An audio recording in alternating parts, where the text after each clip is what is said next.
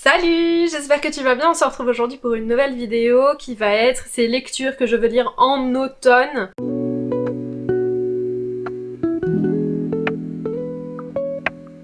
Aujourd'hui il fait archi chaud, là je suis en train de mourir, c'est pour ça que j'ai les cheveux attachés, donc j'espère que vous restez bien hydratés, parce que là, en ce moment, c'est quelque chose. J'ai un matcha pour m'accompagner, qui est bien frais. On va commencer tout de suite dans le vif du sujet. Ce premier livre que j'ai envie de lire, c'est un livre d'une de mes autrices préférées, et il est sorti il y a pas longtemps, et il est très automn vibes, et il me donne trop envie, parce que il y a plein de gens qui le comparent à mon livre préféré, qui est La vie à visite d'Adi Larue. C'est Quand nos os retourneront à la terre de V.I. Schwab. J'ai trop hâte de le lire. Je vous lirai pas le résumé parce que littéralement c'est une pavasse. Il me donne trop envie, la couverture est magnifique, le livre est magnifique, le jaspage est beau. Tout est beau, donc j'espère pouvoir le lire début d'automne. Je pense que je vais tout de suite me poser avec un plaid, un petit chocolat chaud et je vais lire ce truc, cette bricasse. Genre, c'est vraiment dans mon top, il faut que je le lise tout de suite. Voilà. Le deuxième livre, c'est un livre que je repousse depuis longtemps, que je veux lire à chaque fois, mais que je veux lire en automne. Et du coup, à chaque fois, je le remets à plus tard. Vespertine. Vespertine de Margaret Rogerson. Faut savoir que moi, j'ai adoré Shotman of Ravens et j'ai plutôt bien aimé Sorcery of Thorns. Donc j'ai trop envie de découvrir ce livre-là de Margaret Rogerson que j'aime beaucoup. Il me donne trop envie, je sais qu'il y a une genre de relation avec la mort, etc. C'est une genre de faucheuse, entre guillemets. C'est une meuf qui préfère faire affaire aux morts plutôt qu'aux vivants, genre c'est pas genre trop badass, franchement. Voilà, ça fait 2 ans à peu près, voire 3 ans qu'il est dans ma pile à lire, que je l'ai acheté et que je ne le lis pas. Et vraiment, il faut que je le lise, il me donne tellement envie. Les morts de la Loraï ne reposent pas en paix. C'est dans mon top, c'est vraiment le livre que je dois lire cet automne. Un livre que j'ai acheté mais que je repousse depuis longtemps, que je ne lis pas, alors que en vrai j'ai trop envie de le lire, il me donne trop envie. C'est une réécriture de Roméo et Juliette. Attention, c'est Ces plaisirs violents de Chloé Gong. Ce livre-là, quand il est sorti, il a fait énormément parler de lui. Plutôt en bien, donc j'ai trop envie de le lire, mais en fait, je ne sais pas du tout à quoi m'attendre. On parle quand même d'une sorte d'un clan de gangsters chinois, je crois. Et du coup, j'étais pas archi hypée, mais en fait, là, récemment, j'ai lu The Perfect Fall de Lila Mars, qui est un peu dans cette vibe, mais plus dans la genre des gangsters espagnols, et j'ai grave kiffé. Donc en vrai, ça m'a un peu hypé à lire Ces plaisirs violents, parce que j'avais peur en fait de pas apprécier ce côté gangster, ce côté un peu petite chippie du quartier. J'avais peur en fait de pas aimer ça, et au final, comme j'ai adoré The Perfect Fall, je me dis que je pourrais adorer celui-ci, même si on rejoint un peu ce thème des petites chippies du quartier, quoi. Donc ça doit faire pareil, 2 ans qu'il est dans ma pile à lire, je l'ai acheté quasiment à sa sortie, et je ne l'ai jamais lu. Voilà. Un tome 3 que je repousse depuis longtemps, d'une trilogie, donc en plus c'est le dernier tome, c'est toujours du V.I. Schwab, c'est Shades of Light. Shades of Light, que je veux lire en plus, que je veux trop lire. J'ai adoré le tome 1 c'est Shades of Magic. Je l'ai adoré, j'ai trop kiffé la vibe... Petit voyage entre plusieurs, on va dire, failles spatio-temporelles. Je sais pas comment le dire, mais on suit Kel, qui est, si je dis pas de bêtises, le prince, qui vient du Londres rouge, je sais plus. Enfin, en fait, Londres a plusieurs couleurs, et il y a du Londres avec de la magie, sans magie, etc. Et Kel peut se balader entre les différents Londres. En gros, c'est un gros résumé, hein. Ce livre-là, je le remets à plus tard, pareil, depuis 2 ans, je dirais. Pourquoi, je sais pas trop, je suis pas archi hypée. J'ai pas hyper envie de continuer la saga, mais je l'ai acheté, donc au bout d'un moment, il faut le lire. Vous voyez, celui-ci, par contre, si je le trouve en audio, je pense que je me le ferai en audio. Parce que c'est une bonne bricasse, hein, déjà. Et aussi parce que je pense qu'en audio, il peut être pas mal. Je pense qu'en audio, celui-ci s'y apprête plutôt bien. Je pense que si je le trouve en audio, vous voyez, c'est une de mes priorités. On en parle par contre de la beauté de ce livre. Est-ce qu'on en parle? Il est genre trop beau. Vraiment, je suis amoureuse de ces livres. De toute façon, Lumen font toujours des livres de fou. Rien qu'à voir avec Quand ces eaux retourneront à la terre, le livre est magnifique, que ce soit en brochet ou en relié. Et c'est ça pour tous les livres de cette maison d'édition. C'est vraiment ma maison d'édition préférée. Un livre que j'ai fait dédicacer aux Imaginales et que je ne retrouve pas dans ma bibliothèque. Je ne sais pas où je l'ai foutu et je suis au bout de ma vie parce que j'en ai besoin en fait. Il faut que je les lise et en plus je les ai fait signer donc ça me ferait chier de les avoir perdus.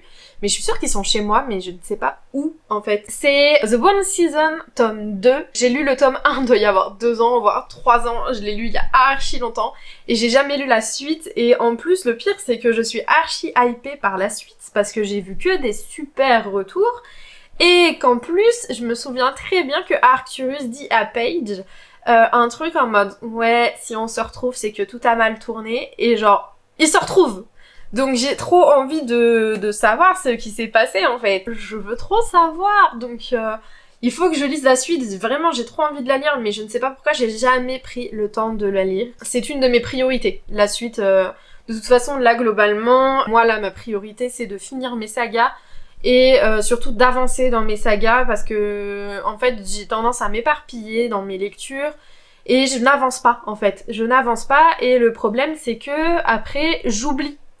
J'oublie, les résumés spoilants, il y en a pas non plus 150 000. C'est très chiant, je trouve ça vraiment chiant comme façon de lire. Donc du coup, j'ai décidé que j'allais full vider mes piles à lire et surtout que bah mes sagas, j'allais essayer de lire un tome tous les mois et au moins tous les 2 mois un tome d'une de mes sagas parce que sinon je m'en sors pas en fait. On a All of Us Villain, ce livre-là, je veux le lire depuis sa sortie. Je l'ai en format poche parce que je me suis trompée sur la bourse au livre, j'ai pris le format poche et pas le format relié. Voilà, donc voilà, mais il est floppy, donc au final il me hype de fou. Juste parce que il est trop floppy, donc j'ai trop envie de le lire là comme ça, genre j'adore, c'est trop agréable. First Villains, on suit un genre de tournoi, si je dis pas de bêtises, on a plusieurs familles qui sont maudites. Ils ont tous un pouvoir en particulier en fonction de la famille dont ils font partie. Un genre de tournoi, un genre d'Hunger Games, quelque chose dans ce genre-là. Et il me donne trop envie, j'ai vu des super retours, au moins sur ce tome 1. La suite, j'ai pas trop eu de retours, j'en ai pas trop entendu parler. Mais sur ce tome 1, j'ai vu des bons retours. Donc, il faut trop que je le lise, c'est pareil. En fait, je l'ai acheté là récemment, mais il est dans ma pile à lire, en tout cas dans mes envies de lecture, depuis sa sortie. Et il est sorti il y a quand même un bon moment. Au bout d'un moment, il va falloir que je le lise. Si je dis pas de bêtises, on est sur une dystopie en plus, donc c'est mon genre préféré. La dystopie, c'est vraiment mon genre coup de cœur.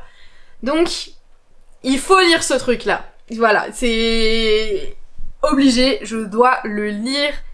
Je suis obligée de le lire, ok ?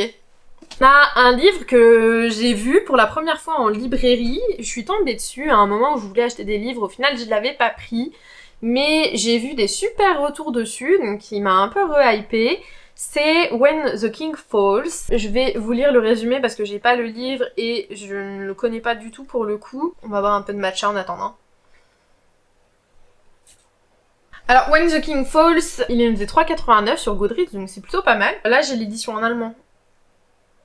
Où est l'édition en français, s'il vous plaît ? J'ai les éditions dans toutes les langues, sauf celle que je veux.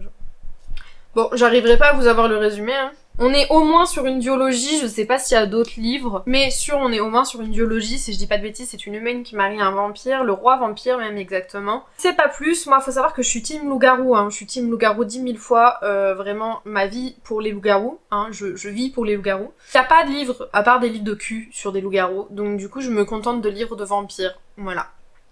Et j'essaye de vivre avec. When the King Falls, ouais, When the King Falls, oh my god.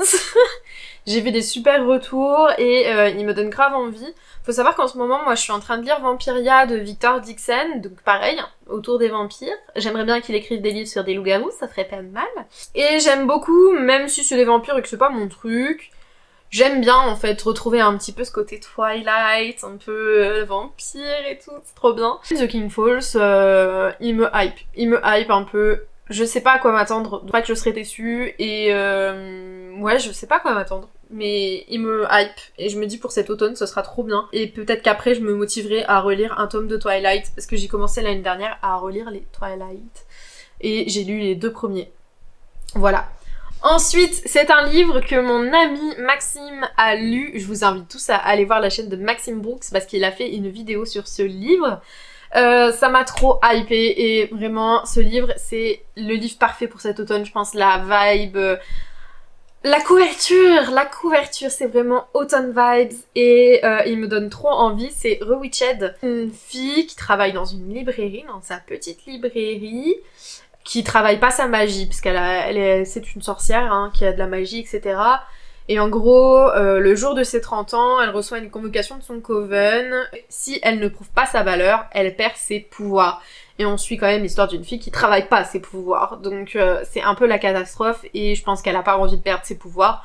Parce que moi, si j'avais des pouvoirs, j'aurais pas envie de les perdre. Donc je pense qu'elle aussi. Je pense que pour cet automne, ce sera trop sympa. Je sais pas s'il est un peu contemplatif, etc. Mais je m'imagine qu'il est comme ça. Donc j'espère qu'il est comme ça.